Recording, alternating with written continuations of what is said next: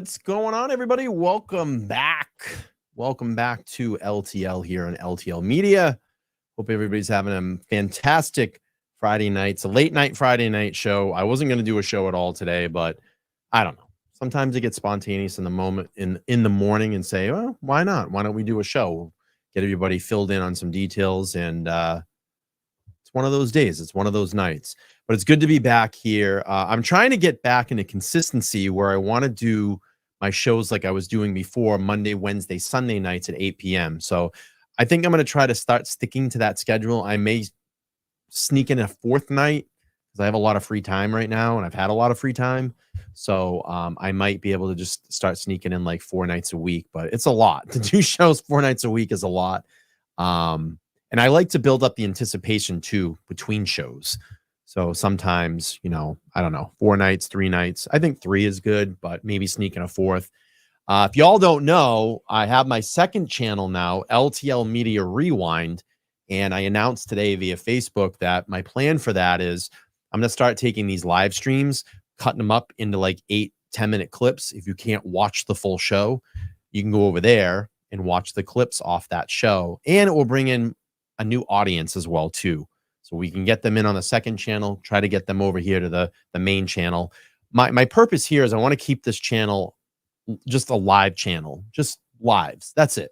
I don't want to be uploading videos on here and clips and stuff like that. That's why I wanted to do the second channel. But anyway, I digress.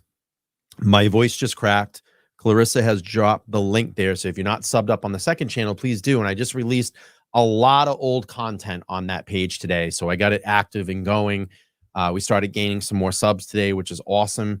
And I'm looking forward to getting that fully monetized. And maybe one night a week, I do a live on that channel. I don't know. We'll figure something out.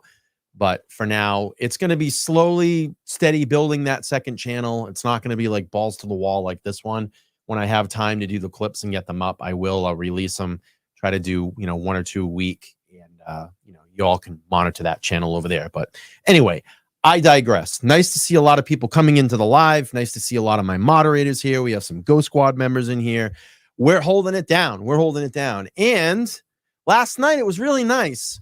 The Free Karen Reed supporters and creators blew up the internet last night. And I actually took part in a private dinner, which was awesome. And I get to meet so many creators and be in that room together. And it was just really cool. But if I know, like, literally we were blowing up the internet last night because everybody was like, why is there no one streaming? Well, we were all out. We were all out together, and that was a really good time. Donnie Not Wahlberg says, love from San Antonio. Thank you. I appreciate it. Let everybody know where you're from. And listen, I want to, before we get deeper into the show here, I just want to wish everybody that has been affected by this hurricane. I hope everybody is well. All my Florida people, I hope you are well. There's been a lot of devastation as far as property damage and stuff like that. I've been watching it, and it's been pretty devastating. So I want to wish everybody, well wishes. Please be safe.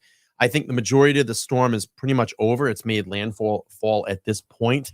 But please be safe. If you need help, call 911. Ask a neighbor, whatever it may be, but please be safe. Because I know there's been a lot of devastation down there. So it's been rough. And I saw some things in Tennessee today, North Carolina, and it's been pretty rough. So please be safe. Be safe. All right. So let's get into this. So last night, we kind of blew up the internet last night. We had a lot of fun at dinner. I'll show you the photo here. I got to meet, and it was just like, I don't know. For me, it was like Hollywood. You're sitting down and you have all these like amazing people that, you see on their streams. And a lot of us met for the first time. Like I've obviously met Mazza before. I've met Aiden in person before. I've met Will once before that. Kelly and Nathan Reed, I know. Meredith, I know. Paul Cristoforo sneaking his head in the background there. But I've never met Nurse Kim in person. I finally got to meet Mike from the Young Jerks, which was awesome. And, everybody else I've pretty much known. So to have us all there collectively together and hang out, it was such a good time. I think we spent like 3.5 hours together, and we had a lot of laughs, and we were kind of egging Aiden on a little bit. I was like, dude, you gotta blow the internet up right now. You need to go live on your channel. What we were all gonna do was we all were gonna go live on our independent channels all at the same time, which I think would have been awesome. But it was really like Aiden's night. We said, no, you go on, you do the live. I think he popped up for like 15-20 minutes, introduced everybody, and we were posting pictures last night and this morning, and it was such a good time. And it was great because we got all the trolls going, which was awesome, and they were pissed and just saying a whole bunch of shit about us, and we love that stuff because, like, you know, like I said before on my last stream, like, we're not going anywhere. We're in this all together. We're going to continue to investigate these cases, put all good relevant information out there, and give back to the public, because independent media is the wave of the future. It really is. Mainstream media is dying. All they do is constantly lie. We are boots on the ground people. We know what's going on. We have our ears to the streets, and we just want to come back here and give everybody, unfiltered news. There's no script. I have no script in front of me. I think of this stuff in my head, and then I just come on and do it. So thank you. Thank you. And that was such an awesome time. It's funny. I want to mention this too. During the dinner, Will and I were talking, and we were all kind of talking in our own respective groups in the table. And Will said, you know what? We're not true crimers. We're justice seekers. We're justice warriors. Like, this is a justice group. And I'm like, you know what, dude? You're so right about that. And I love that. And if you were following me on Twitter or any of the posts that I put out there, I just said a bunch of justice warriors getting together, because that's what we are. I'm not really, I wouldn't say I'm a true crimer. I'm a truther. I want to find not that kind of truther, but we're true, people that seek truth and justice. And I thought that was such a great saying by Will. And I actually reached out to him and I said, dude, like, you're the man, like, you are the man. And I have a ton of respect for you. You've come up here twice to Massachusetts on like a whim. He literally changed his plans to come here and be with all of us and hang out, and literally flew back today. And I'm like, dude, you have like the rubber stamp from me. Like, you're the man. Like, I totally respect that. And it's very nerve-wracking to do that. I know, like, traveling, I used to travel a lot with one of my prior companies, and to do that and switch your plans at last minute, that's pretty cool, very respectable. And you're a good dude, man. And he's just like super laid back dude, and just had a lot of fun. So again, it was just really great to get out there and see everybody and hang out. Nathan and Kelly Reed, it was just great to see them, and all those smiles on the faces. And then finally getting the opportunity for myself to meet Nurse Kim and Mike from Young Jerks was just awesome, and everybody was receptive, and we were just having a lot of laughs. And I hope that we can all do that again sometime, because it was really a lot of fun. And to have all that collective creativeness together, all seeking the same thing, is just really powerful. And I don't know, it really was a really great night. It was a highlight, definitely, of my life to meet with all of them and have everybody in that same room. So all good stuff. I love it. And I hope we can do that again. I really do. So everybody's asking about the second channel. If you haven't already, oh man, I'm gassy. It is called LTL Media Rewind. I dumped a whole bunch of content on there today to get the algorithm going. Please go over and subscribe. I will drop the link here in the chat. There we go. All right, let's get on with the show here, people. So what I wanted to talk about tonight was Enrique Delgado-Garcia. Obviously today, very, very sad day, was the wake today up in Worcester. And tomorrow they will meet at 9:30 at the funeral home in Worcester, and then go over to the cemetery. And I'll pull that up here. So this is the obituary. Enrique Delgado-Garcia, January 2nd, 1999 to September 13th, 2024. Very, very, very sad day. This story really bothers me, and I know it's bothered everybody that has been following this case, all the respective creators that have come up on this panel. and it's really troubling. But we'll read through this obituary in honor of Enrique. So, Massachusetts State Police Trooper Enrique Delgado-Garcia of Worcester passed away suddenly while surrounded by loved ones on Friday, September 13, 2024, after injuries sustained during a training exercise. Enrique was 25 years old. Born in Rio Piedras, Puerto Rico, on January 2nd, 1999, to Neftali Delgado, and I apologize if I'm pronouncing these names incorrectly. I just want to be sensitive to that information. Sandra Garcia. He came to Worcester as a young boy and was a 2017 graduate of North High School. After graduating high school, Enrique went on to obtain his bachelor's degree in criminal justice from Westfield State University in Springfield, Mass. Enrique started his career with Worcester District Attorney's Office as a victim's advocate. He'd worked there for a year and a half before recruiting by the Mass State Police. Enrique was an exceptional young man who devoted himself to service and others. He had always dreamed of becoming a state trooper and to be someone big who made differences in the lives of the people in his community. And that rings true with myself. That's why I have this platform. I want to make a difference in my community by talking about things here in Massachusetts and in other areas of the world, and seeking justice and letting people know about ways to prevent crime and ways to keep their ears up and be what's the word I'm looking for? Sorry, it's late. Just be more aware of their surroundings, because it's very important. Not many people do that nowadays. They are just earpods in, walking down the street, not paying attention to anything around them. When I walk into any area that's new, or even an area that I've been in before, I'm always constantly surveying that area. Who's in front of me? Who's in back of me? Where are the exits? Where can I go? It's very, very important.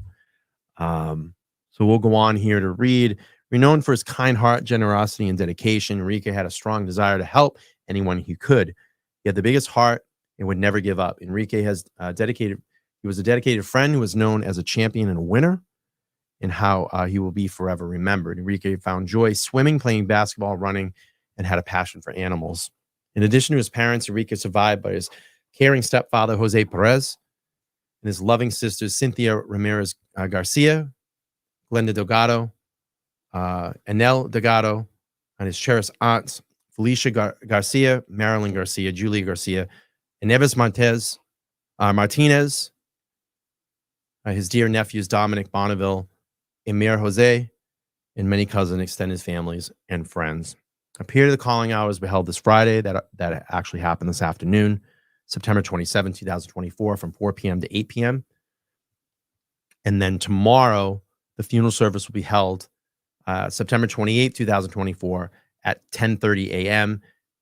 At the Meerkat Funeral Home and Chapel. Friends and family are invited to gather at the funeral home prior to the service, beginning at 9:30. Enrique will be laid to rest following the funeral services at Notre Dame Cemetery in Worcester. So if you'd like to go on and send some love, I'll drop the link there in the chat. We would appreciate it.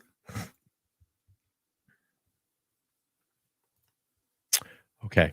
So the other day, obviously, we had a message. I found this on mass.gov today. So a press release from the Attorney General. AG Campbell names attorney David Meyer to lead independent investigations in the death of the trooper of Enrique Delgado-Garcia.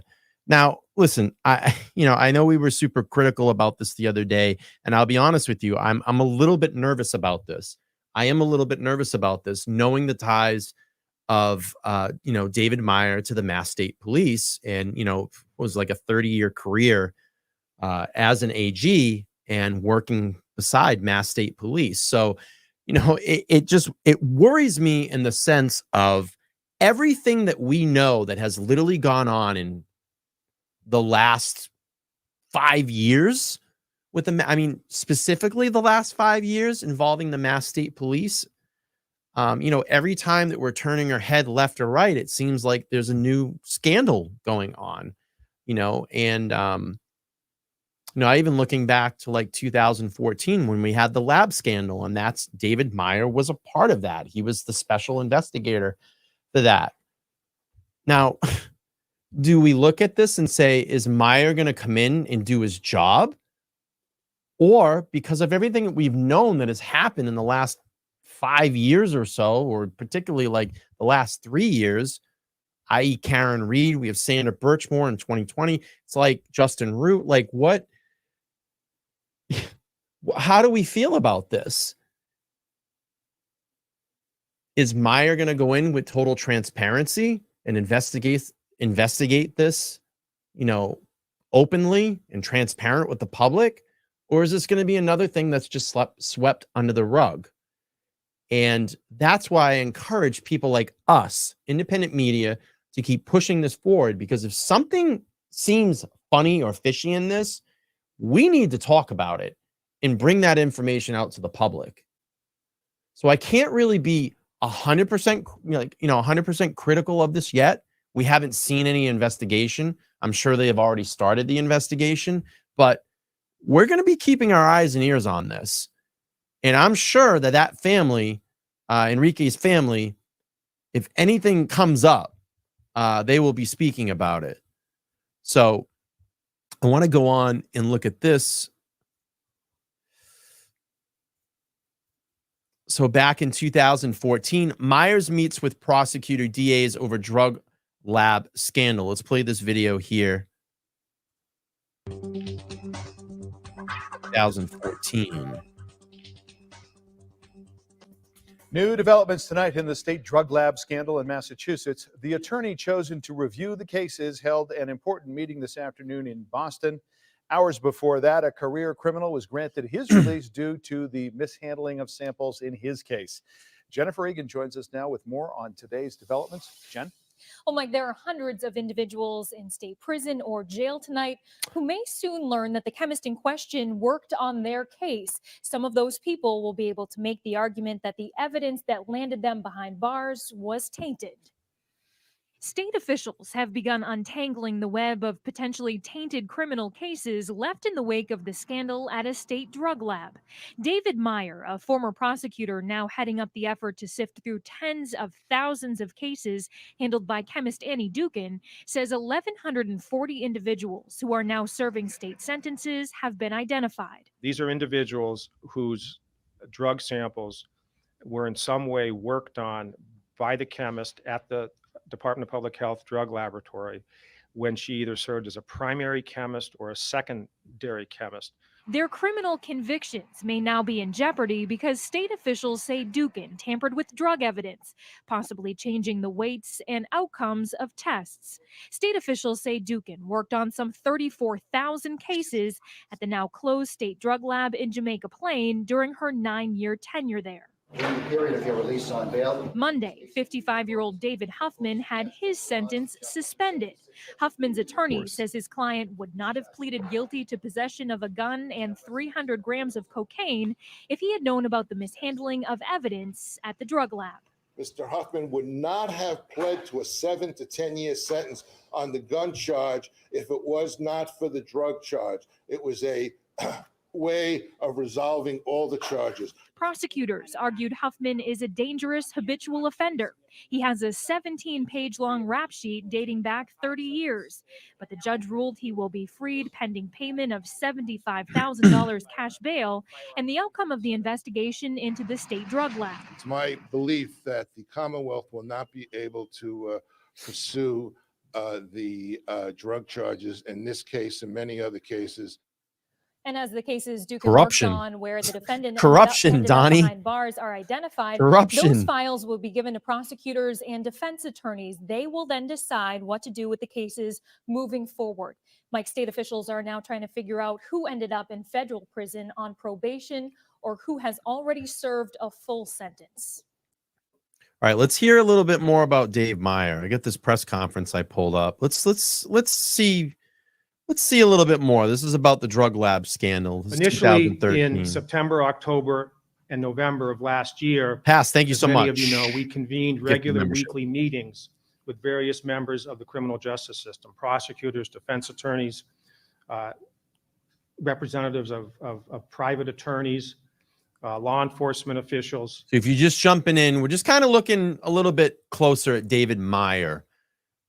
This is going to be the special investigator for Enrique Delgado-Garcia, his death. He will be investigating that. And we're just trying to get a feel here. Is David Meyer going to come into this with transparency, open arms, and transparent to the public? Or is this going to be another incident that is swept completely under the rug? That's why we're here.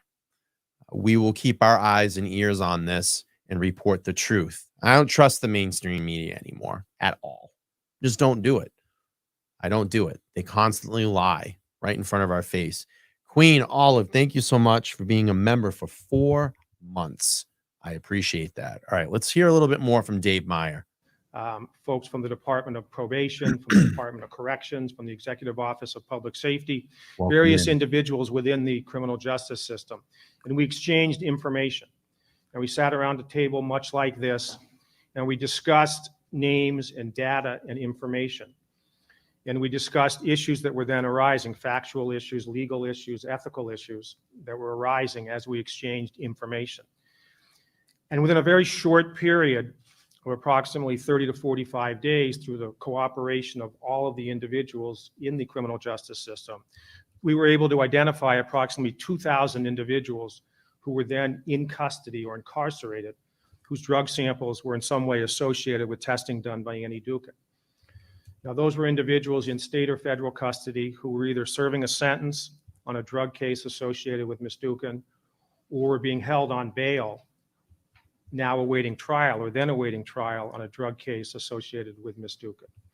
And we distributed to prosecutors and defense attorneys and to the court system a list of those approximately 2,000 individuals, and they were addressed by prosecutors, by defense attorneys, and by judges in a very Poll at the top of the expeditious way. chat. Special sessions were set up in each of the counties. Robin, thank you so much. And those individuals were Thanks for brought being here, as babe. expeditiously as Ghost possible Squad before member. the court. We continued meeting, and we continued to exchange data and information throughout the fall and into the winter of 2012. And we explored names of individuals who were otherwise severely impacted but were not incarcerated, individuals who were on parole, individuals who were on probation, individuals who had previously been convicted of a Superior Court case in which chemist Annie Dukin had been Deb, thank you for the associated with $5 drug on samples. Venmo. And in Appreciate all it. told, by the end of December of 2012, some 3 months into our assignment, we had identified approximately 10,000 individuals whose drug samples were associated in some way with testing done by chemist Annie Dukin at the drug laboratory.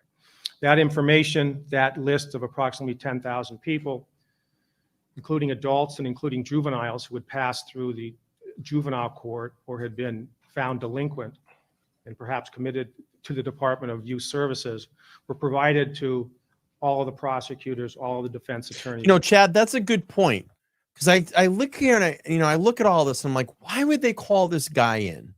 Why would they call this guy in that's had almost a 30-year career connected to the Mass State Police? So you have to question that. And I think that's a really good point. Chad says Meyer sounds like a mass fixer cover-upper with at least with the least exposure person. So a fixer cover, I'll get this right. Fixer cover-upper person. Yeah, and that's like that's what I'm saying. We have to question this. I mean, it's in the back of my mind. Like, what is the real intentions of this guy coming in? Why was this guy called in? He's got tons of ties to the Mass State Police. He knows the ins and outs.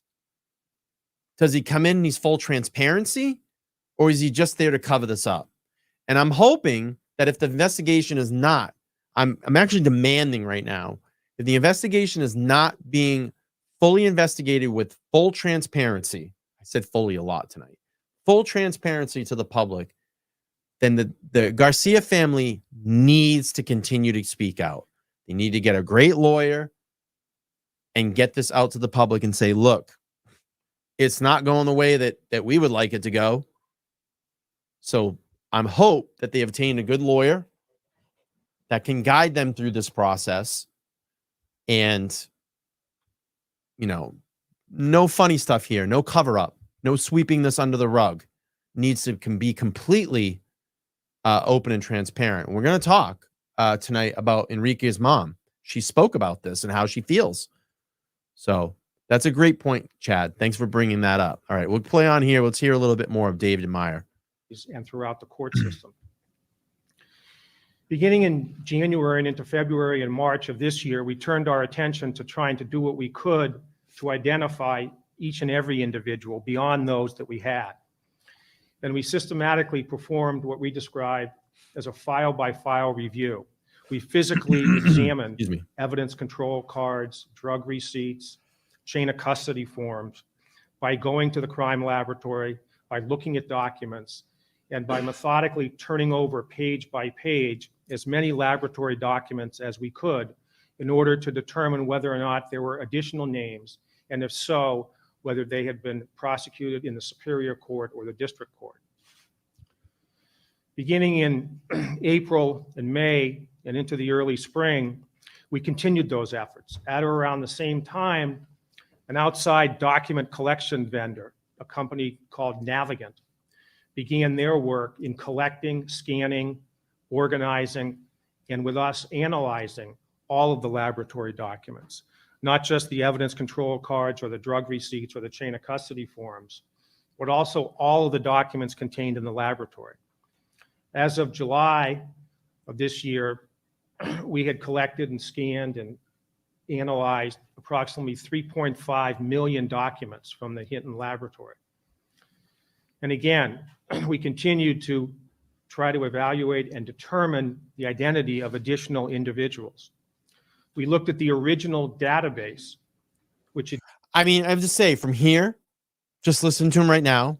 Seems like a pretty fair, square guy, right? Right? But are we going to turn this around? And he seems very fair and square here, but is he going to turn that around,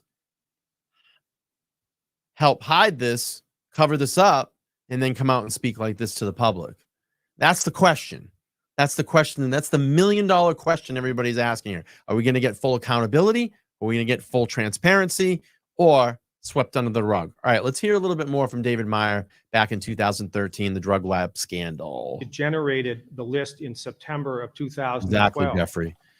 And that list, as many of you know, was based on an approximate number of samples that Ms. Dukin had allegedly tested over the course of her career from 2003 to the present.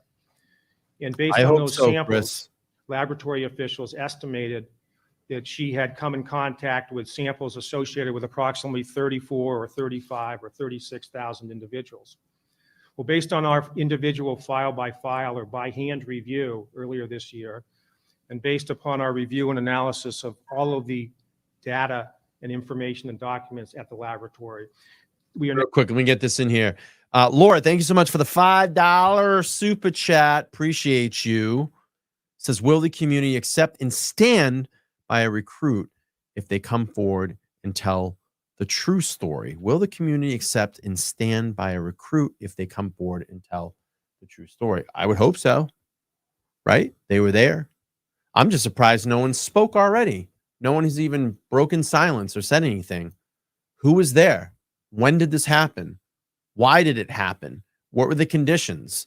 You know, Mazza was on the show the other day. Matt, you know, were they wearing protective gear? Were there trainers there? Were there DIs there? What is the scenario? We need to know, because that's going to answer a lot of questions. There had been a rumor that there were bets being placed on recruits from higher ups in DIs. Is that true? Why did Enrique sustain all these injuries? Broken teeth, broken arm, fracture, the back of his spine, the back of his neck. C7, correct? It sounds like a beating to me. It doesn't sound like a training exercise mishap. Scary stuff. I'd love to interview him. Come talk to me. Come talk to me. Let's Talk Live podcast at gmail.com. Come talk to me. If you want to be anonymous, you can be anonymous. Let me know what happened. Let us know what happened. I'll take the source. I'll share the story. Or if you want to just come on the show, come on the show. You can do it digitally like this, or you can come sit right in the studio right there.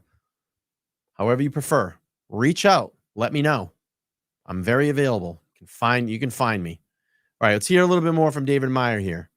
Now we're able to say that that initial file, that initial list that was generated What's up, Jody? in early September of 2012, actually, in truth, I contained agree, approximately Jeffrey. 37,500 names.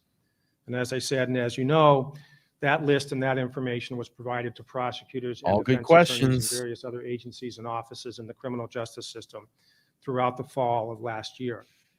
In addition, as a result of All our good questions. file-by-file review and our examining documents by hand, we continued to search for additional names. And in particular, we looked at those names where there had been a single entry, but a suggestion that there were other defendants, such as co-defendants, or et als, or et ceteras, or other individuals whose names might not have appeared on the original database that generated the list in September. And by looking at all of the laboratory documents, we were able to generate an additional approximately 2,500 names based upon review of all the documents. And therefore, we were able to say that as of today, there are approximately 40,000 names of individuals whose drug samples were associated with chemist Annie Dukin in some way. That's a broad overview of the path and the course and the nature and extent of the work that we performed over the last 10 or 11 months. That work and those three phases are embodied in the report and the results and the findings, which we submitted to Governor Patrick today. Throughout the process from late September through August, I either met regularly with Governor Patrick or members of our team, and we communicated regularly in keeping him apprised and updated of the status of our review and the numbers. Today, we have a list of some 40,000 individuals. Approximately, as I said, 2,500 additional names from the original list generated in September or October. In the coming days, I plan to sit down with representatives from the Committee for Public Counsel Services, private bar associations, the Massachusetts Bar Association, the Boston Bar Association, district attorneys, prosecutors, both in state and federal court, and chief justices of the various courts, in order to describe the list to them, provide the information. Almost looks like a wig. And do what we can to assist them in doing exactly what the governor said was the purpose of this task force back in September and October of last year, and that is to get the information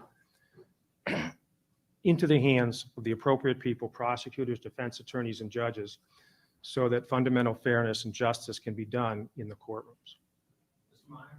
I want to see how he handles questions. As I said, our review and our identification indicated within 30 to 45 days that approximately 2,000 of them were incarcerated. Those were identified right away as quickly as possible. And what is the common denominator? Just that she was involved in the case, or was there more to it, an articulable or a level of involvement? Again, most respectfully, my role was confined and focused to identifying individuals. As you know, the Attorney General's office is investigating and prosecuting Ms. Dukin for her alleged conduct, and the Inspector General's office is conducting a more thorough overall evaluation of the laboratory. I'm not here to address individual procedures or policies of Ms. Dukin or anyone else at the laboratory. These are all cases that she touched. Yes. Mr. Meyer, so in terms of this database that's being created for prosecution. So if you're just coming in, we're watching an old press conference from 2013 during David Meyer headed up the investigation into the drug lab scandal. Just wanted to watch and just everybody get kind of an eye for who this guy is, because we haven't heard or seen much about him probably until then. And I wanted to play some video just so everybody can kind of see who he is, how his body language is, how he answers questions. And, you know, like I said, I go into this looking at him right now. Seems pretty straight-laced out there, but we know the ties. almost a 30-year career working with the Mass State Police. Are we going to get truth and transparency? We're going to get accountability. What's going to happen here, people? This is going to be swept under the rug. And that's why people like us, the independent media, and I said this before, we need to keep talking about this. And I get it. There's not really a lot of information out there, but I'm sure more is going to start spilling out. And I'm sure people are going to get frustrated if it's not going the correct way, being investigated the correct way. And people are going to start talking. Believe me, they will find us as sources and start speaking out. All right, let's play a little bit more here of David Meyer from 2013. As of this afternoon, the database is going to be provided to prosecutors, defense attorneys, the court system, and others within the criminal justice system. For obvious reasons, since the database contains defendants' names and privileged confidential law enforcement information, it's not going to be made available to the general public. In the report that I submitted to the governor this morning, I have attached, and I will do my best to make available to you, a sample or fabricated list or copy of what that list embodies. The names are not real names. The police officers' names are not real names.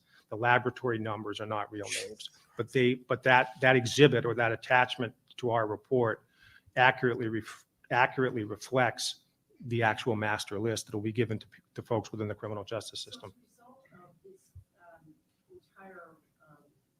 Hard to hear the audience asking questions. The latest estimate we got was that just under 300 people have been released from prison or from jail. That number should go up then, correct, or not? Respectfully, I can't speculate on what's going to happen in the court system. That's not my role. Cases that you've looked at and reviewed, potentially there should be more people's cases overturned, their appeals, reheard, et cetera, people released from jail. No? Again, my job is to get the information into the hands of the prosecutors and defense attorneys, and perhaps most importantly, the judges who will ultimately make those decisions. There were 286 people in February. Do you know what the current number is in terms of people released? I do not. Yeah, I mean, essentially the drug lab scandal was a lady named Annie Dukin. I'll read it here, a brief overview, if that's what you're looking for. Annie Dukin is an American chemist who was convicted of felony obstruction of justice, tampering with evidence, and other crimes relating to mass falsification of lab results. At the time of her crime, she worked for the Massachusetts Department of Public Health and Drug Abuse Lab. She was placed on administrative leave after subsequently quit after admitting to falsifying evidence affecting up to 34,000 cases. So if you were involved in a drug charge and they were testing some substances, you probably had her at that time falsifying evidence, essentially probably sending tons of people to jail that shouldn't have been in jail, or the other way around, overly, could have been a small amount and she turned into a much larger amount. Crazy. All right, let's play a little bit more here, David Meyer. We'll wrap this up, and then I got a couple more articles we're going to go on to. I do not. I'm sorry. How many of these cases that are there, the 40,000, have at least been some sort of review by law enforcement? Obviously, you put them together, pass them to them. Is there a percentage of? I know it's hard to hear the questions being asked. Apologize. As I indicated to the governor in my actual report. Yeah, she was taking a lot of the drugs too, right? Yeah, I remember that. To each of you. Approximately 2,600 cases or hearings have been held in the Superior Court alone. So that of the 40,000, there have been at least 2,600 court hearings I can't in hear the the Superior questions. Court, and that doesn't include the district court. And as I point out, or as we point out in our report, and as I think many of you know, because we've discussed this before, to the extent that 10,000 priority individuals were identified by December, A lot. 2,000 of whom were individuals associated with being in custody within 30 to 45 days. Those were the most severely impacted. Those were folks who had lost their liberty, were serving a sentence, or held on bail. The vast majority of these individuals, and the report points this out, the vast majority of these individuals, whether the original 37,500 or the additional 2,500 are individuals who were charged with and presumably prosecuted in the local district courts or the Boston Municipal Court for first offense, minor possessory offenses. But we recognize, and the governor surely recognized back in September, that it's equally important that each of these individuals be identified and that information about each of them, regardless of whether they were incarcerated in 2012 or were had a case in 2000. I didn't watch the docu. How did this all get tipped? I mean, I remember it back in 2013. I wasn't like engrossed in it, but I remember hearing about it. Does anybody know how this all got tipped off? How did this all get tipped off? Four, to the Someone extent knows that that they Andy can. Dukin was associated with those I want to cases, watch the documentary it now. was equally critical that But we how did get this the get information tipped? about those cases into the hands of prosecutors and defense attorneys. You said that the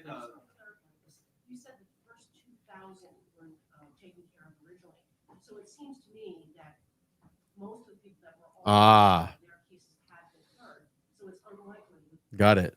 So it was the speed of her testing. Jeez. Someone was like, hey, that's funny.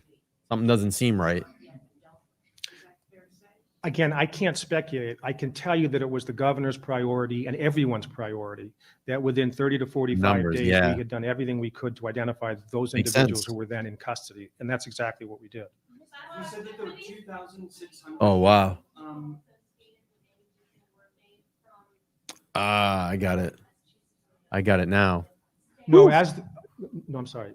As the report makes clear, the affected counties were Essex County, Suffolk County, Middlesex County, Norfolk County, Holy shit.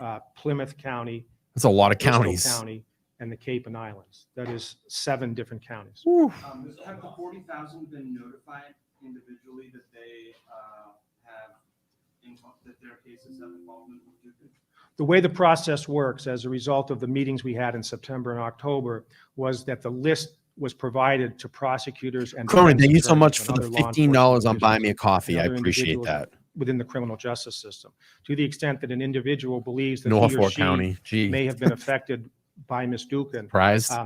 what that individual has done or presumably will do is to contact his or her attorney or contact the Massachusetts Bar Association or contact the local district attorney's office or contact the Committee for Public Counsel Services. It's through the lawyers that the information is being distributed. And just to be clear, you said 2,600 cases have been heard and Wow. 10,000 priority cases. So does that suggest that of the 10,000, only a fraction have actually come forward? Again, I can't speculate on what lawyers have done when they've reviewed those individual cases. The 2,600 are in the Superior Court alone.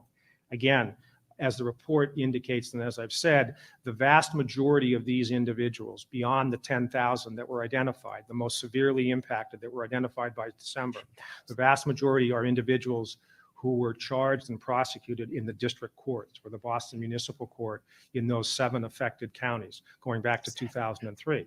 But as I said before, Wow. the 2003. governor and our task force felt equally strong and equally concerned that the information regarding each of those individuals be distributed as well. Yeah. Can you be more precise than just vast majority? Yeah, yeah. Again, I can't speculate. That's up to the individual. Welcome in, everybody. You said the vast majority are in district court. Well, what's the vast majority? We're talking 20,000, 25,000? Yeah. What's that Good point, Mizzy. number? I would hesitate to put a number on it. That's going to be up to the individual, district attorneys' offices and defense attorneys in the court system. David, is this like a monopoly game, like get out of jail pass for all these people, these 40,000 people, they cheering at home going, I'm going to get out of jail? Again, as I indicated a little while ago, you know what my role is and my focus. And most respectfully, I'm not going to speculate on what any DA's office or defense. All right.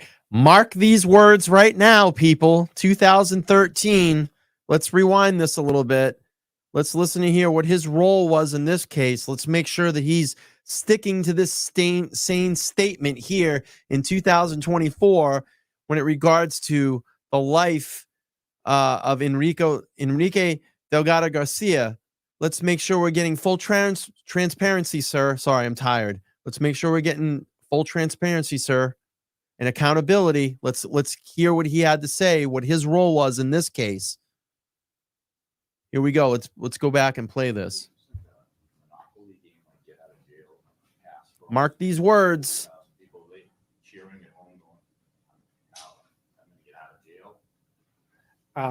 Again, as I indicated a little while ago, you know what my role is and my focus. And most respectfully, I'm not going to speculate on what any DA's office or defense attorney or judge is going to do on any given case. That's not my role. That's not my responsibility. So that were released, do you know how many roughly have been brought back to jail?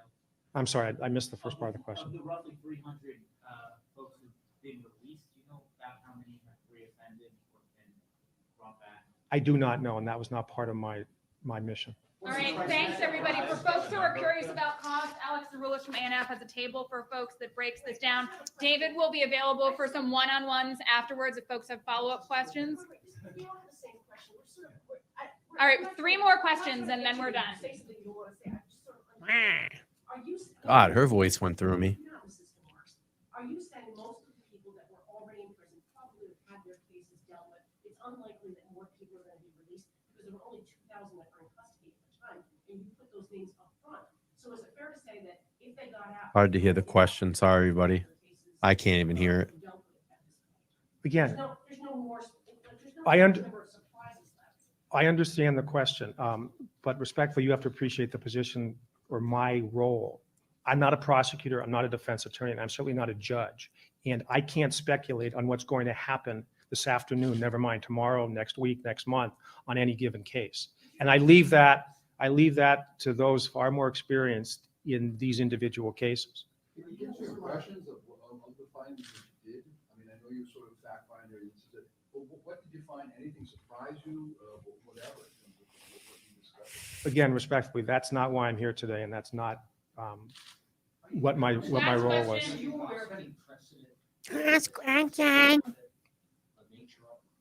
Again, I appreciate the question, but that's not part of my role. I know your role was to look at the Dugan case, but is there anything that you discovered that would lead you to believe that this went beyond that?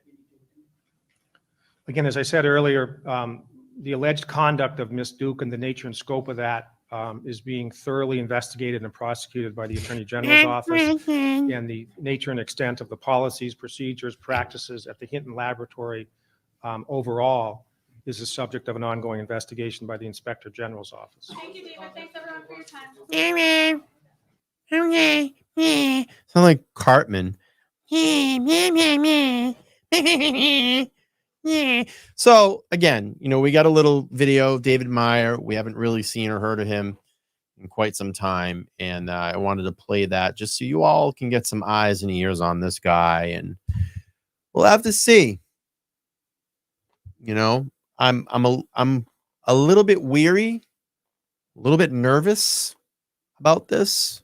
We want accountability, we want transparency, and hopefully this guy goes in and does the right thing. Let's not go in and cover this up. Let's get the truth out there.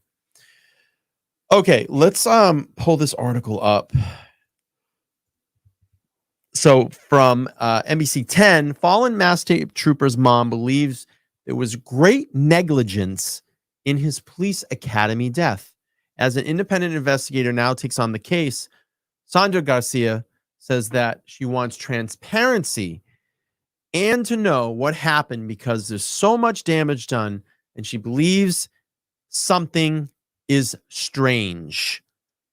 His mom saying something is strange in this death. I 100% agree. All right, let's play through here and listen to his mom, Sandra. 10 exclusive. The family of State Trooper Enrique Delgado-Garcia is speaking ahead of the 25-year-old's funeral service. He died 2 weeks ago from injuries he sustained as a recruit during a boxing exercise at the academy. And in the last hours of his life, he was sworn into the force. And tonight, our NBC 10's Bianca Beltran shares his family's message.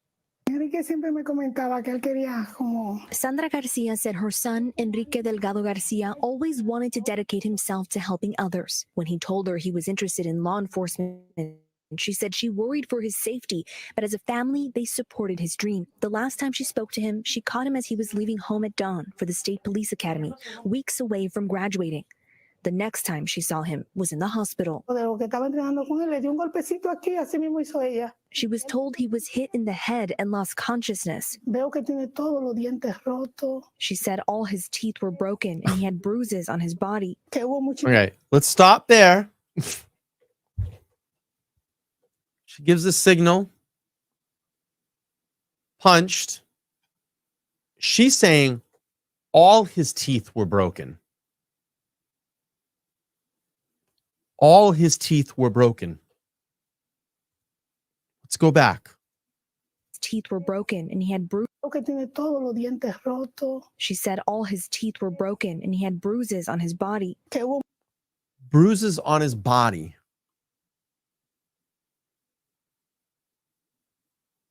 This man was beaten. It's not a fight. It's not a training exercise. We watched plenty of those videos the other day when this is in a controlled environment with the right protective gear on. You have headgear. You might have a chest guard in, 16-ounce gloves, DIs standing there watching the situation.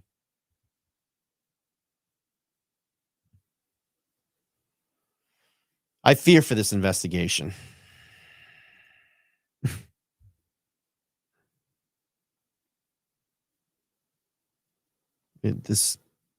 Things like this just can't happen anymore.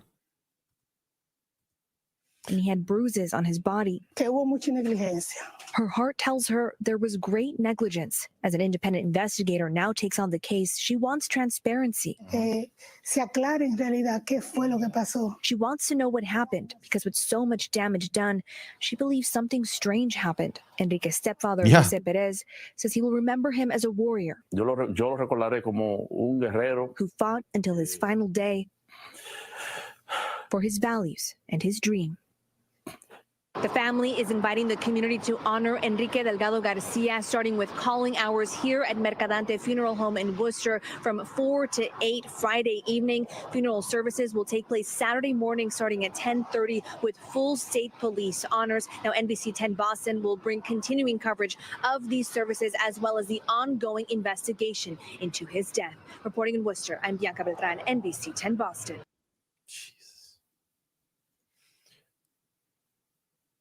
Lisa says, teeth can be broken during intubation. It would be interesting to see if that was documented in his charts by the EMS. His mother said all his teeth were broken. I've watched a lot of intubations on TV, on enough like Rescue 911 and all those shows when people are being intubated. I've never seen... or ER, what was the one there that used to have when they showed all the live ER stuff? Was that was an ER? ER was it live in the emergency room or something? It was one of those shows that they used to show like emergency room stuff and people getting intubated and being put under. I remember one time I watched one where this lady was bleeding internally and they had to go in and like literally save her life by cutting her belly and going in. Literally cut her belly. She had an artery that was just bleeding out and it just rushed like a garden hose. I can't remember what shows, but there was a lot of those shows on. And, I've watched dozens of people, hundreds of people being intubated. I've never seen anybody have all their teeth knocked out or broken. I could see maybe chipping one because the person might be resisting or biting down, trying to get that tube down their throat. But I mean, what is the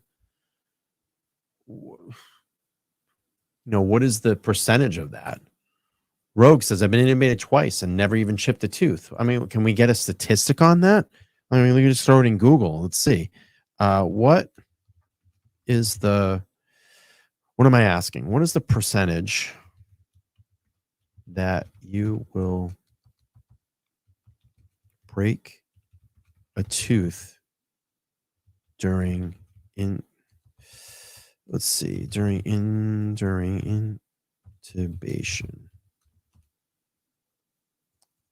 Okay, here we go right here. I'm going to give you a statistic, okay? Let's give you a statistic.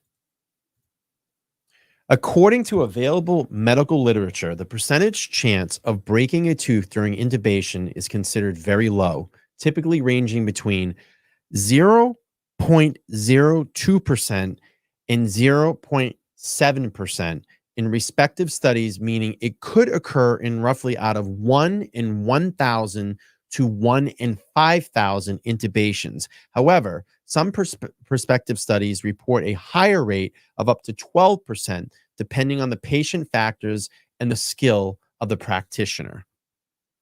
Goes on. Key points about tooth breakage during intubation. Low overall indicants. Most studies agree that the chance of breaking a tooth during intubation is very low. Factors affecting the risk: poor dental health, difficult airway anatomy, and the skill of the anesthesiologist, I think I got that right, can increase the risk. Types of dental injuries. Besides fracture, other potential dental injuries: loosening, chipping, or completely evasing of a tooth.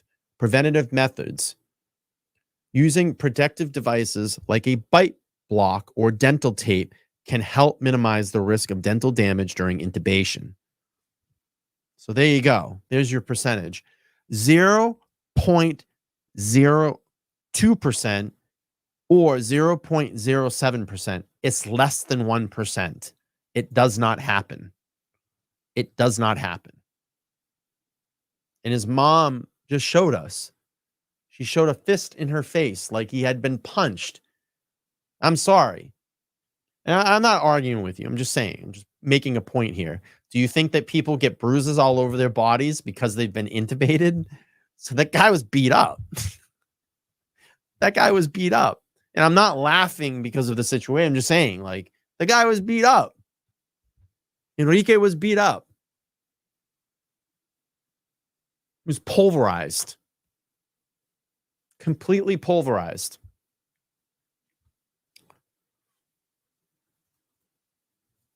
All right, let's pull this up here. Massachusetts State Police recruit who died during boxing training. It's not a boxing training. Honored at Wake Friday. That's what the mainstream media wants to put out there. It's a boxing training exercise. It's a boxing training exercise. It wasn't a boxing training exercise. This guy was beat. Worcester, a wake being held on Friday for Enrique Delgado-Garcia, the Massachusetts State Police recruiter who died in a boxing ring after being hurt during his training exercise. Calling hours for Delgado-Garcia will take place from 4 to 8 p.m. That was today at the Mercante Funeral Home in Worcester.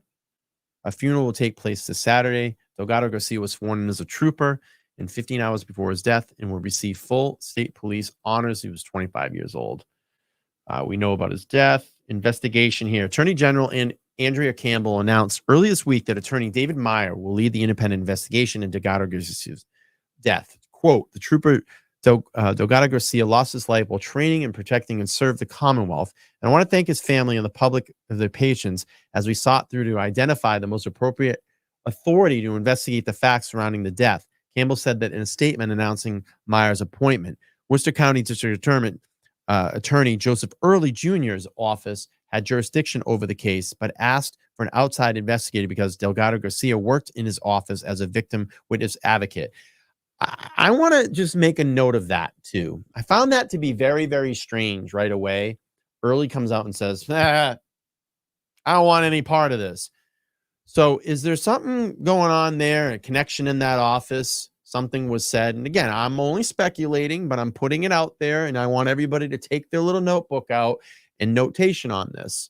Remember, Joe Early said, we don't want anything to do with this because Enrique Delgado-Garcia worked in our office. He backed out pretty quick. Said, I don't want any hands in this. I'm going to hand it up to Campbell. We want an independent investigation. We don't want any part of this. So write that down on your notebook. Keep that fresh in your mind, because that's another interesting factor in this. Was there something going on? Was something said? Was there something done? Goes on to say, let's see. Worked in his office as a victim witness advocate in the aftermath of Delgado-Garcia's death. The state police suspended full contact boxing. Gee, you think? It'd be the only right thing to do. It'd be the only right thing to do. All right, let's look at the poll here. Let's end this poll. Ooh, that's too much. Let's see. We're going to end the poll. Let's look at the results. Do you think David Meyer will investigate the death of Enrique with full transparency? 82% said no, and 17% said yes. So it all remains to be seen. But I wanted to pop on here tonight and give you guys an hour of updates. I hope you found this to be valuable. And if you can make it out tomorrow to honor Enrique, it is an open funeral that friends and family can go. And I think it would be great if any of you could all make it over there and show respect to the family. We'll keep an eye on this. We'll keep an eye on the situation. It makes me nervous. I am wary and I am nervous in this situation. We need full transparency. We need accountability. And it's tragic. It's very tragic. Someone that seemed like, I didn't know Enrique, but from what I've read and what I've heard about him, seemed like a very honest, straight up guy that wanted to come into this community, do something productive, follow his dream, get the job done, and tragically taken from us in a very short amount of time. And I'm sure he probably would have went on to be a fine Massachusetts state trooper. An honest guy. I truly feel that from everything that I've read about him and I've heard. An honest person wanting to do the right thing at the right time. And it's sad. It really is sad. What else? What else? Oh, okay. Sunday night, 7:30 p.m. I will have Jen O'Donnell back on the show, Canton resident. She reached out to me and she said, I am tired of holding back. She wants to speak about everything that's going on in Canton. So I'm hoping that you will join me on Sunday night, 7:30 p.m. Eastern Standard Time. Jen O'Donnell will be live here in the studio. And we'll talk about everything that's been going on in Canton at the select boards, the police audit. I'm sure she has a litany of things to say. And I think it will be really good to hear from her again. What else? I wanted to kind of put this out there because this is something that's been kind of bothering me in the sense of, listen, when sources come forward to me, and they decide to speak to me and they share information with me, my word is my bond in that. So when you come to me and we discuss something and you tell me certain things that I can say and you tell me certain things that I can't say or you don't want me to say, trust in me that I will do the right thing. I ran into a situation recently, and I went back and forth with someone with some information that I was going to release, and I'm just trying to kind of outline this. How do I say it? Someone came forward with some information. I was going to put that out to the public. And then a third party that was also involved with this information reached out to me and I said, look, listen, if this is going to cause you strife or anything like that, then I'm not going to put out the information.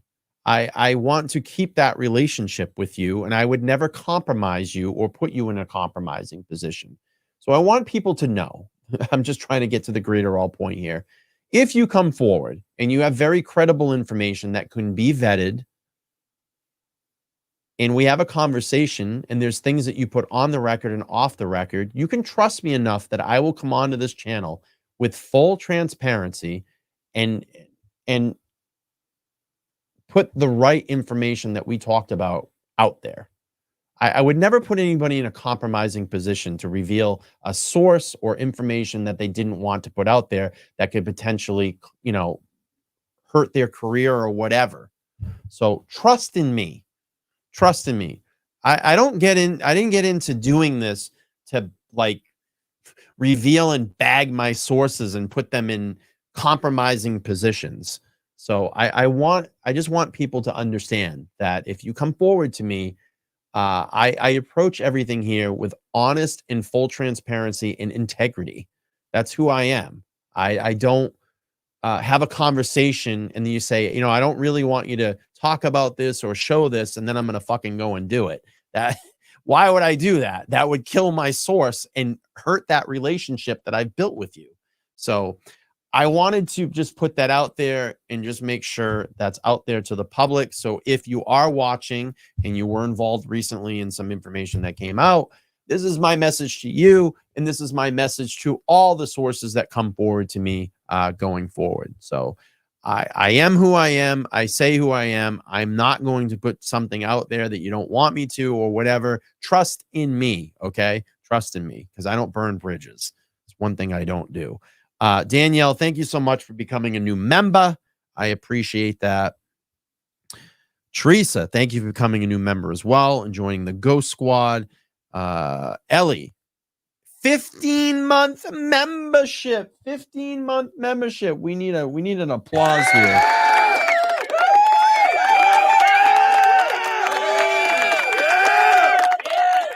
$15-month membership. Thank you. Look at that. Over a year. Almost close to a year and a half. Thank you for being here. Awesome. All right. Well, that is my show tonight. Short show, Friday night. It is late. It's 11 p.m. I need to go home, get some rest. I love all of you Ghost Squad members, all the people that supported my channel. Channel this evening, Ghost Squad members, super chats, Vemos. My Cash App's not working right now. I'm trying to work on fixing that. Thank you. Subscribers, make sure to smash the like button on the way out. I'll be back here on 7:30 p.m. Eastern Standard Time. If anybody needs to get in touch with me, you know how to reach me. You can catch me on Facebook Messenger, or you can catch me on email. Let's Talk Live Podcast at gmail.com. My nose just got really itchy all of a sudden.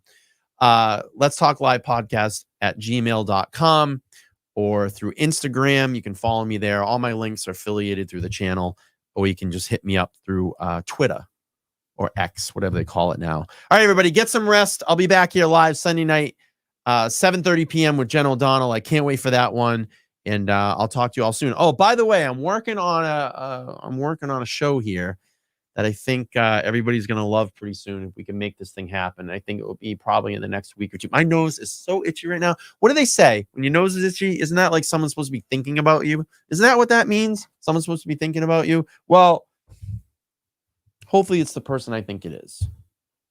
I'm thinking about you too. But I'm going to get out of here. All right, everybody. Have a great night. I'll talk to everybody soon. Bye. I love ya. Bye. Peace.